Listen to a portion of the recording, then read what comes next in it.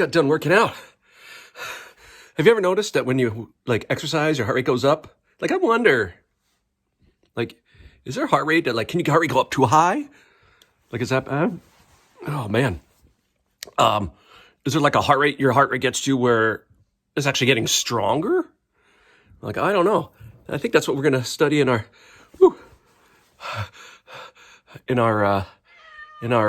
lab this week.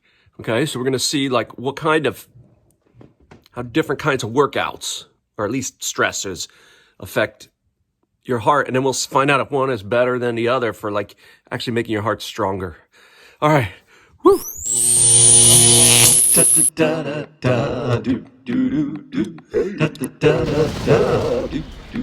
All right. Hey now. Mr. Kovacs Class. It's Mr. Kovacs Class. You might learn a ton. It's Mr. Kovacs Class. He's interested too. It's Mr. Kovacs Class. And he's super cool. It's Mr. Kovacs Class. So, right, that's a heart. Squeezy time. Loop-dub. We decided that every time the heart squeezes, it actually has two little squeezes going on. There's the atria, and then right away the ventricles squeeze, and the valves flap close. That's what causes the sound. All right.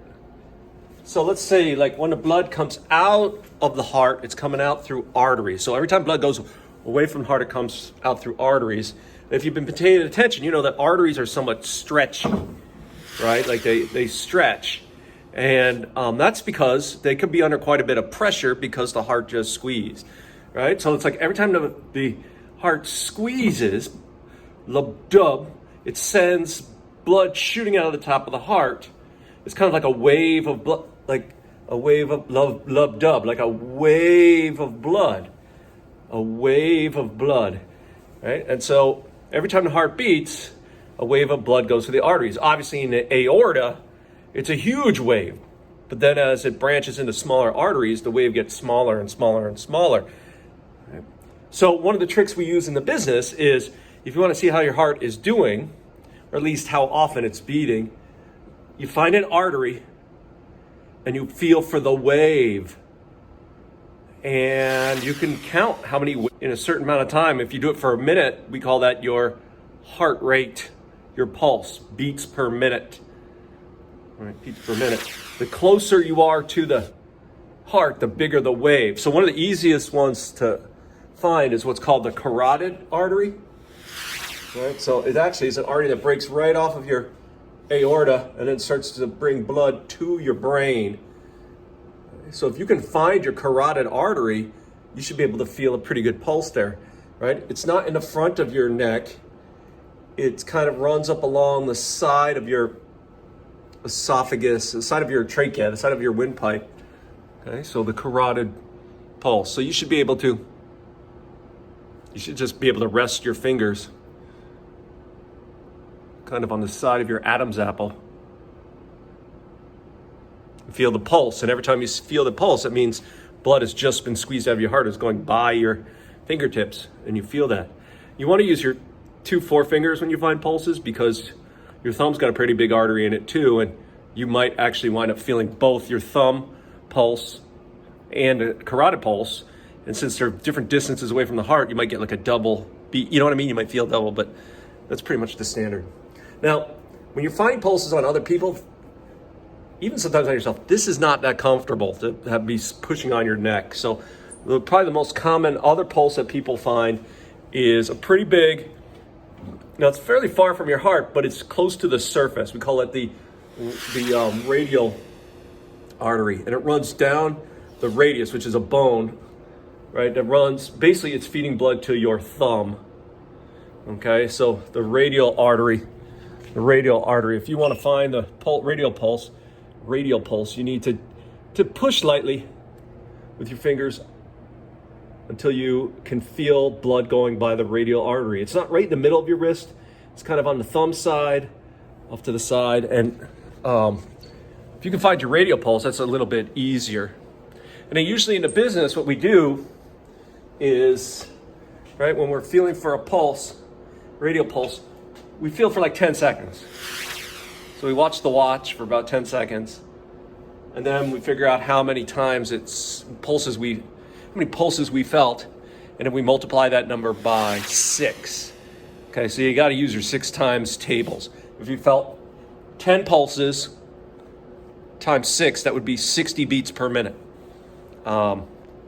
You guys probably, if you're average, you're going to feel anywhere from 10 pulses, 60 beats per minute, probably to 13 pulses, right? Which, I mean, it all depends how active you are. And in fact, that's what we're going to test.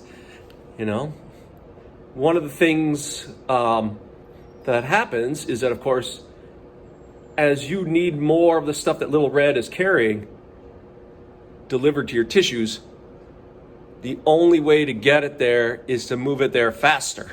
And your heart will respond to stress by picking up the pace. So we're going to do this lab. You're going to do most of the work at home, and we're going to see what type of stressors and how they affect the speed at which your heart squeezes, and some other things too. All right, so then in your part 2 today, I wrote a little story about Luke and Leia, and you have one ratty question. And then your other assignment, that's part of part 2, is I put the instructions for the lab and a link to collect data. We're going to collect data using a Google form. And so you can go ahead and read those for yourself.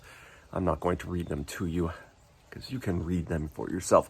So, yeah, we'll start collecting data. And we're going to collect data today, tomorrow, Wednesday, Thursday, 4 days worth. So you should wind up with entering 4 days worth of data by Thursday, which is going to wind up actually being like 8 data sets kind of thing. It should be a pretty good collection of data. And if 100 kids do it, that's 800 pieces of data. That's a lot of information. That should give us some good results. And we'll answer Luke and Leia's question. All right. There's something else. Now, part 3 today, we're going to start to find out what goes wrong or what happens when things go wrong with the heart. So we're going to be following the tale of John. John is a construction worker. He's from England, so you really have to be good at understanding English in order to, he doesn't talk American, English, right? Anyway, you're going to be following the story of John, and I'm going to, spoiler alert, he's going to have a heart attack. And your learning target, of course, is as we watch this, it's going to be like watching a Netflix show together. We'll watch it piece by piece, a little bit every day, and then we can talk about the latest episode, and we'll see what happens to John's heart. So that's going to be your part 3 today.